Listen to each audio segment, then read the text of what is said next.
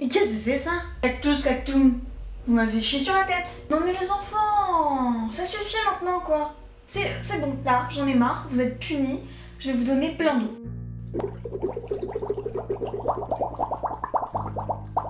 Bonjour, bonsoir et bienvenue dans cette nouvelle vidéo. Le premier épisode des speed dating vous avait plutôt plu, alors voici le deuxième épisode. Je suis votre esclave. Demandez, je m'exécuterai. Tu te croyais forte? Invincible, tu manipules, tu deviendras une proie. Tu domines, tu deviendras une esclave. Tu mènes une vie normale, banale, plutôt enviable. Tu as su t'imposer dans le monde, y trouver ta place. Et puis un jour tu te retournes et tu vois une ombre derrière toi.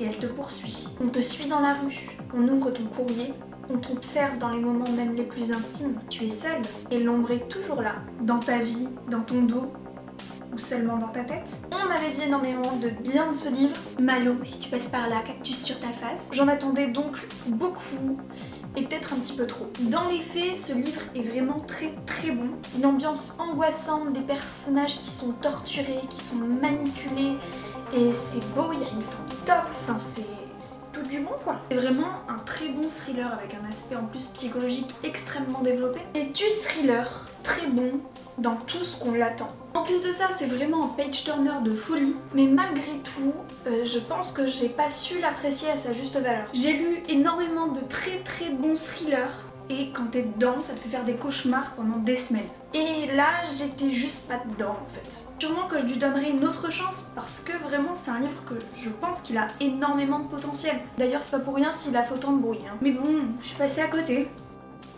Pendant les élections américaines, la NASA va découvrir une météorite. Le gouvernement va envoyer un agent sur place, histoire de vérifier s'il y a vraiment une météorite, et à partir de là démarre toute une histoire. Bon, j'avais vraiment adoré le Da Vinci Code de Dan Brown, mais je pense que Deception Point est clairement en dessous. Je me suis ennuyée, j'ai même deviné la fin. Ah oui, non, pour un thriller, ça la fout mal. La thématique du complot, dont Dan Brown est un petit peu le spécialiste, on va dire, est vraiment très très présente, donc ça j'ai aimé parce que moi j'aime ce genre de choses qui nous permet de transformer notre regard sur le monde. Je trouve vraiment que Dan Brown c'est un auteur qui a un univers bien à lui, avec des atmosphères livresques qui n'appartiennent qu'à lui. Et autant dans Da Vinci Code ça marche extrêmement bien, autant dans Deception Point j'ai l'impression qu'il n'y a que ça. Vraiment, et c'est dérangeant. C'est dérangeant qu'il joue que de ça parce que du coup il développe pas assez son intrigue. Et Dani, c'est pas le moment de se relâcher là. Allez, hein, on se repose pas sur ses lauriers, on y va. 451 degrés Fahrenheit est la température à laquelle un livre s'enflamme et se consume. Dans cette société future, on va créer un corps spécial de pompiers chargé de brûler tous les livres de la planète parce que la lecture est source de réflexion et de questionnement et qu'on veut pas de ça. Montag, un des pompiers pyromanes, se met pourtant à rêver d'un monde différent où on ne bannirait ni la lecture ni l'imaginaire au profit d'un bonheur immédiatement consommable. C'est un très très bon livre, vraiment. Il nous remet un petit peu les idées en place et qui nous montre surtout à quel point la littérature peut être une force, à quel point elle peut transformer la vie des gens, à quel point elle peut les faire changer, à quel point elle a un impact tout simplement sur le lecteur. Et c'est beau, c'est tout ce qui me vient à l'esprit, c'est vraiment un livre magnifique. Non, j'ai rien à dire de plus, écoutez. Quentin a passé toute sa vie à aimer la magnifique et aventureuse Margot Ross Spiegelman.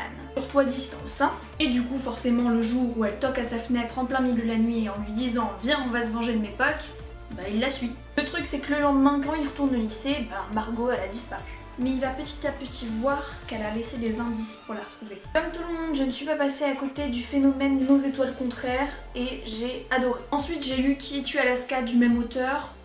Je me suis dit, ouais, il fait pas que du bon. Ensuite, j'ai lu Will et Will, et bon, là, je me suis dit, c'est mort. C'est totalement mort. Je n'ai plus aucun espoir pour l'humanité. Ensuite, j'ai vu une lueur d'espoir avec le théorème des Catherine. Et puis, il y a eu la face cachée de Margot. Déjà, on peut s'arrêter 2 secondes sur la traduction du titre. Sérieusement ?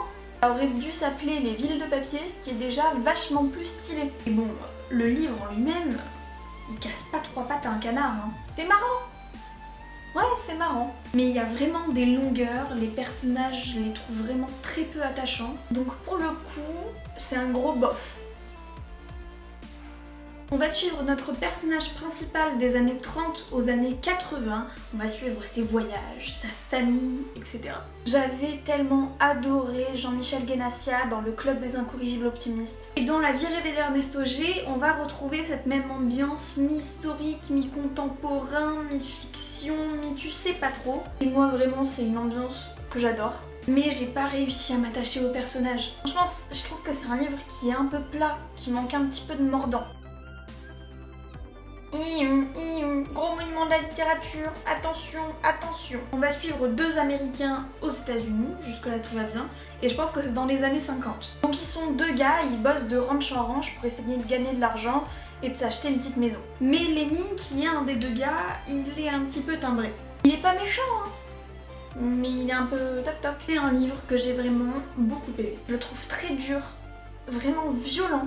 Et l'intrigue en elle-même a pas grand intérêt, ce que je trouve vraiment intéressant c'est les personnages. Je les trouve extrêmement bien construits, extrêmement bien développés. Je le répète, c'est vraiment un livre très violent. Pas dans le sens gore, oulala, du sang. Du sang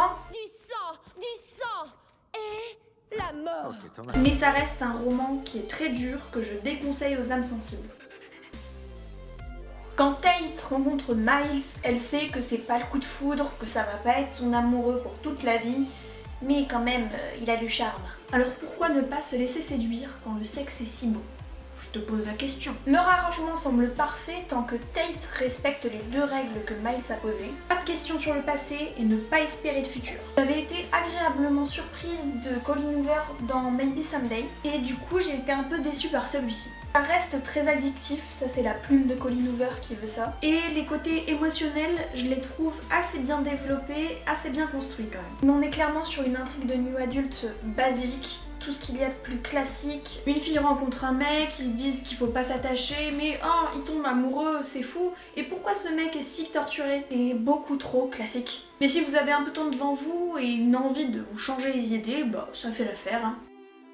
C'est donc la fin de ce speed dating, j'espère que vous aurez fait de belles rencontres. En attendant, moi je vous retrouve plus tard pour de prochaines vidéos et je vous fais une misette livresque sur chaque jour.